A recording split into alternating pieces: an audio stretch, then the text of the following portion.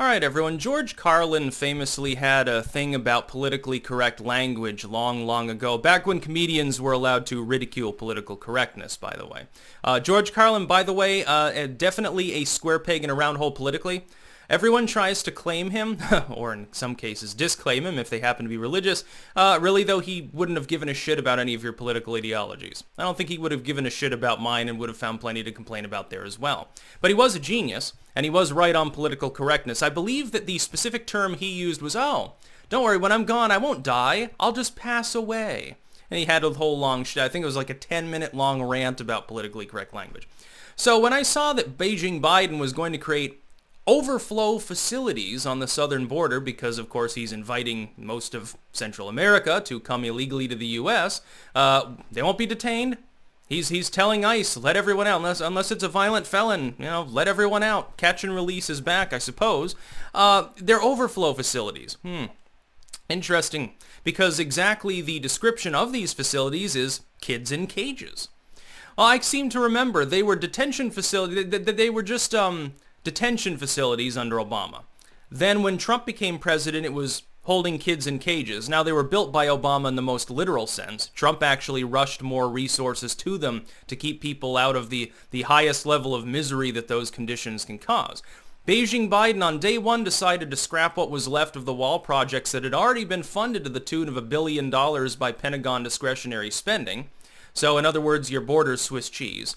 Basically told migrant caravans by the hundreds of thousands, yeah, come across, there's no repercussions. You're not going to get deported. But we're not going to give you a legal status. There's an 8-year waiting list for citizenship or residency or a conditional residency. They're never going to get it. The Democrats want to keep these people as servants. If you're in the United States and it's deferred action, basically you're allowed to work and pay taxes, but you don't get any of the benefits of a citizen. They've created 15 million slaves, dude. The Democratic Party right now has literally returned to the party of slavery. Only this time they're using a constitutional workaround regarding residency rather than simply just outright putting people in chains. And they kind of get due minimum wage. Unless they're working in the basement in some sweatshop. You think that doesn't happen in the United States? Slave labor is very efficient for certain manual menial tasks. Corporations know this. And the politicians that they fund, they know that too.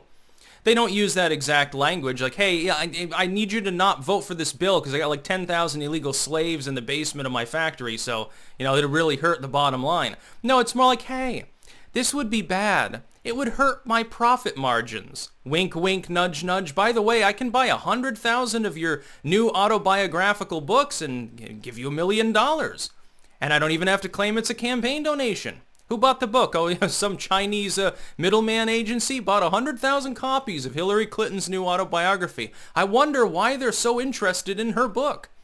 They pay them per plate at a gala dinner. So Beijingbiden is expanding the kid cages. But the same Democrats in 2018, Schumer and AOC and all the others, that visited these facilities, and they cried, and they held hands with the kids and knelt in solidarity. Oh my God, Trump is putting kids in cages, splitting them from their families. Do you think that the MSM and the Democratic Party are going to do that for Beijingbiden? No. I'm making a suggestion to the Republicans. You should go and visit these facilities and do the same kind of photo ops. Make sure you're in exactly the same poses as the Democrats were. And ridicule them thereby. It'll be very, very funny to watch the MSM spin that now, won't it? Now they will. And of course, it's not going to change any minds among partisan Democrats. But the independent voters will at least find it amusing. But you see, that would require intelligence and strategic tact, and most Republican leadership doesn't have that. The ones that have strategic tact, Trump, who's not in there, Rand, who they constantly ignore, Ted Cruz sometimes, Mitch McConnell only in the sense of on-the-floor stratagems in the Senate as far as their proceedings, not in any other way. So it's a pile of bullshit. So yeah, you got more kids in cages. Are the leftists that ranted long and loud under Trump, are they going to say jack shit under Beijingbiden? Or are they going to say, well, yeah, but Orange Man bad, at least he's gone. I guess I'm riding with Biden. I have to hold my nose sometimes because he's gassy all the time. He's almost 80 and can't digest things very well. But, it's better than Drumpfler. Drumpfler was a fascist. Drumpfler put kids in cages. Biden inters them in cells for their own safety. Before, they were evil butcherous detention facilities. Now, well, it's just a facility for the temporary storage of people who are undocumented in nature. It's, again, linguistic propaganda is great.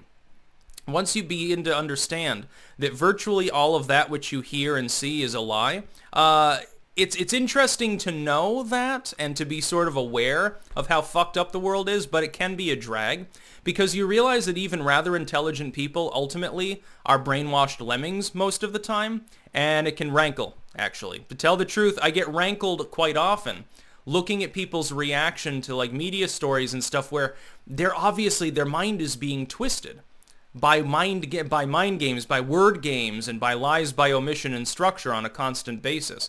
The world that they perceive is an illusion. It's not even real. These people then will go to great lengths to try to convince me to adopt their realistic worldview. Their worldview is right. I'm the crackpot with a YouTube channel. They don't even understand. Most of what they're telling me can be torn apart in 2 seconds. But then cognitive dissonance kicks in, of course. It's a different story. So yes, I'm glad. Thank you, Beijingbiden, for the Overflow facilities to temporarily store the undocumented children. They're not kids in cages anymore, not since the election. That's about all. Peace out.